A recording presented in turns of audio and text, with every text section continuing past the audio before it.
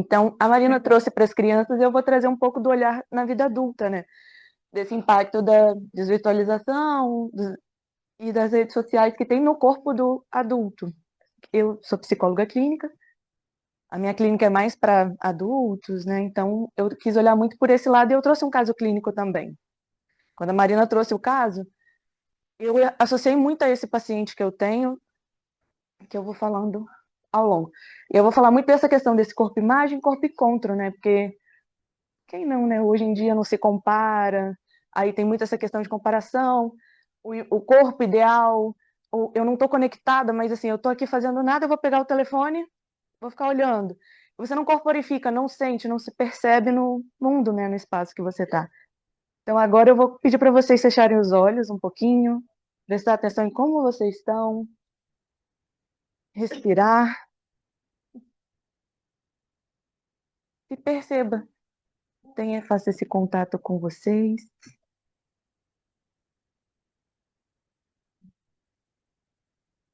E tenta imaginar o corpo de vocês. Como vocês se veem, como vocês estão.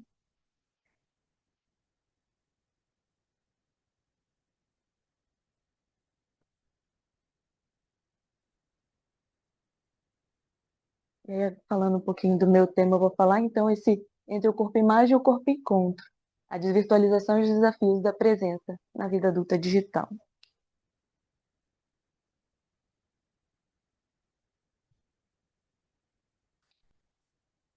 Contextualizando um pouco, né? Pensando, né? O Júlio falou até ontem, era uma coisa que eu ia falar também, que a internet, teoricamente, ela veio para ajudar a somar, a gente está mais conectado com as pessoas, com os meios, mas a gente percebe que as tecnologias, as redes sociais, na verdade, elas estão alterando significativamente as interações sociais. Na verdade, as pessoas não estão se conectando, elas estão se afastando e ficando cada vez mais aqui no eu, no eu, no eu, né? Então, a OMS também já tem estudado que as exposições prolongadas elas têm aumentado sintomas de ansiedade, depressão e distúrbio do sono. Quem não fica até tarde na tela, né? E aí, insônia, estimulando demais, aumento de estímulos, né, no cérebro, isso prejudica. Então, o uso excessivo promove o distanciamento do corpo-encontro e ele valoriza o corpo-imagem, então isso afeta a saúde mental, né? E aí, contextualizando o que seria o corpo-imagem e o corpo-encontro, então o corpo-imagem seria esse corpo digital, né, que está muito ali, focado num eu, não presente, um corpo ansioso, um corpo descorporificado, ele desconectado de si, das emoções. E o corpo encontro, na verdade, seria esse corpo presente, que ele se encontra, que ele se percebe, né, em si, integrado entre corpo e mente, como Lowen fala e Reich também. Falando um pouco da desvirtualização do corpo, né, que seria isso? É, a, no estudo, né, a hiperconexão, a gente percebe que com a hiperconexão, o excesso de estímulos e as presenças constantes no ambiente digital, eles promovem uma separação do corpo vivido e do percebido. Então, o Brigante fala muito sobre isso, né, que o aumento, ele fala que a predominância do corpo virtual, mediado por telas e ah, dispositivos digitais, desloca o indivíduo da experiência sensorial direta, transformando o corpo em uma representação dissociada da vivência real. E aí, falando um pouco da desvirtualização, desvirtualizar, na verdade, seria sair desse corpo virtual e ser mais presente, né? Então, é esse retorno ao corpo vivido, né? É esse movimento. Então, estar mais presente na escuta, se percebendo, mas materializado na experiência, assim. Aí, os desafios que foi percebendo, mas falando um pouco, é porque eu percebi que o slide ficou meio ruim para mim no meu raciocínio, depois que eu montei. Mas falando um pouco sobre o meu caso, foi um homem, hoje ele tem 45 anos, mas ele chegou na clínica com 42. E ele veio relatando um caso muito grande de ansiedade. Assim, ele literalmente ele não se percebe em nada, assim, muito descorporificado. E ele trabalha com TI. é, Ele chegou com um laudo de TDAH.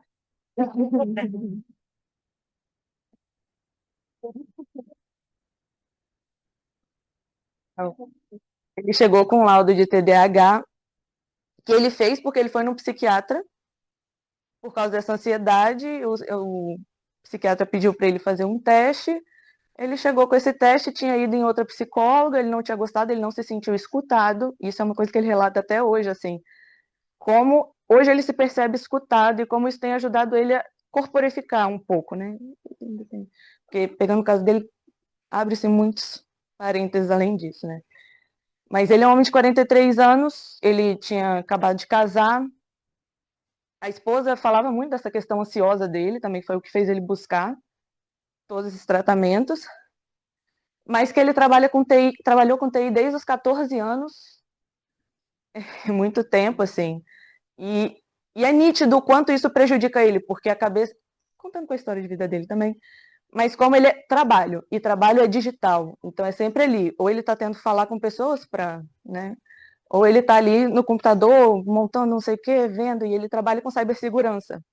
Então é muito programa, então ele tem que saber muito de programação. Mas ele não se percebe, tanto que quando eu vou falar para ele, como que é para você, então, fazer isso o dia inteiro, só pensar nisso, não chega. Assim, hoje ele já consegue perceber algumas questões, nesses 2 anos juntos, e ele tem se corporificado, e dá para perceber isso quando ele fala, não, eu percebo que eu tô com raiva, nesse momento eu cheguei e fiquei com raiva. Eu tô aqui, aí eu vou, aí, assim, o caso dele, a gente foi muito essa questão de trabalhar raiva, ele sente muita raiva pela história de vida dele, ele foi uma criança abandonada pelo pai, um abandono meio presente, assim, que a mãe ficou, mas a mãe não estava, então ele teve que aprender a se virar no mundo. E isso prejudicou muito ele, porque ele foi buscar também nesse TI, na imagem, num social não tão bom, encontros, mas que ninguém ensinou ele. Então, ele busca afeto, mas ele não sabe, ele não consegue entender também que ele está buscando afeto. Hoje ele consegue já, né? Não conseguia. Mas ainda tem dia que sim, tem dia que não. Porque isso é uma história, né? São 40, vamos botar 42 anos de vida assim, não escutado, não visto, não percebido, e nem ele. Então, trazer isso tem sido ótimo para ele, um trabalho ainda bem complexo, mas ele foi o que me inspirou muito a falar sobre isso. Aí outros pacientes também adultos que eu tenho que trabalham com redes sociais e como essa imagem, né, essa busca pelo outro, mas não a busca de si, está sempre ali nessas comparações, né? Então eu não tenho um corpo, eu tenho aquilo que é visto pelo outro. Então é muito, e aí virou uma questão de saúde pública, os impactos mentais. E aí como a psicologia ela pode ajudar nisso, né, que é a psicologia corporal. E como isso foi bom para esse meu paciente, né, essa questão de corporificar. Sempre questionar ele como é para ele, como ele se sente com aquilo, como ele se percebe nas situações. Eu lembro a primeira vez que eu perguntei para ele, como assim? Não sei. Você faz muita pergunta difícil. E assim, aí trabalhar isso com ele tem tido muitos ganhos assim. Ele hoje, assim, uma coisa, sempre quando ele chegava no consultório, na sala de espera, ele pegava o telefone. Então eu combinei com ele. Vamos fazer assim, antes da sessão, tenta se tornar mais presente, porque eu percebia que ele chegava muito aéreo, assim, muito no racional ali, pensando, o que eu tenho que fazer hoje? Então, vamos para vir para a sessão, vamos focar assim, para, respira, se conecta. Quando ele começou a fazer isso, as sessões foram melhorando. Eu fui percebendo evoluções que antes eu não era bem mais complexo, assim, eram 500 sessões e em 2 ajudava. Então, é esse trabalho que eu tenho feito com ele. Aí o caso. Então, como aí a conclusão, né, do trabalho é muito para falar sobre como a psicologia corporal é boa e qual é o caminho para reconexão, né, que seria a consciência corporal, que seria práticas de respiração, ground, que ela favorece esse retorno ao corpo, expressão emocional e essa integração, né, vão favorecer isso. É isso. Então, psicologia corporal não é uma solução única, mas a abordagem que possibilita a reintegração e de sentir existir, promovendo uma recuperação da presença corporal e vivência mais concreta e autêntica. Eu acho que eu falei rápido demais.